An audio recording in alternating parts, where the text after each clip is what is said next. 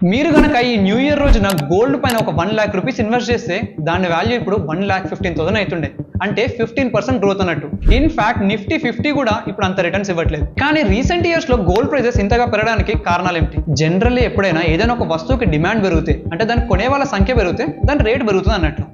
And recent years లో ఈ 3 major reasons వల్ల గోల్డ్ కొనే వారి సంఖ్య పెరిగింది. నెంబర్ 1, రష్యా ఉక్రెయిన్ యుద్ధం అండ్ ఆ తర్వాత ఇజ్రాయెల్ హమాస్ వార్ వల్ల ఫైనాన్షియల్ మార్కెట్ లో అన్సర్టనిటీ అనేది వచ్చింది.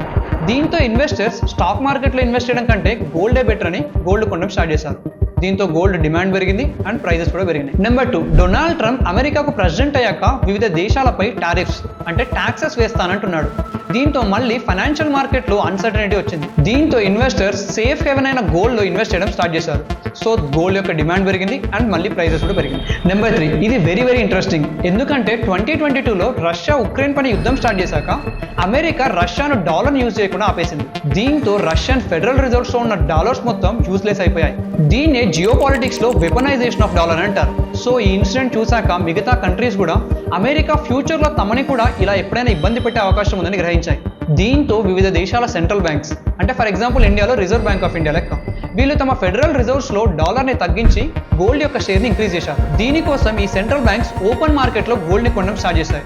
దీంతో మళ్ళీ గోల్డ్ యొక్క డిమాండ్ పెరిగింది అండ్ ప్రైసెస్ కూడా ఇంక్రీజ్ అయ్యాయి. అండ్ కొన్ని ప్రిడిక్షన్స్ గోల్డ్ రేట్స్ ఇంకా ఇంక్రీజ్ అవుతున్నాయని చెప్తున్నారు, కానీ దాంట్లో కూడా ఏం సర్టనిటీ లేదు.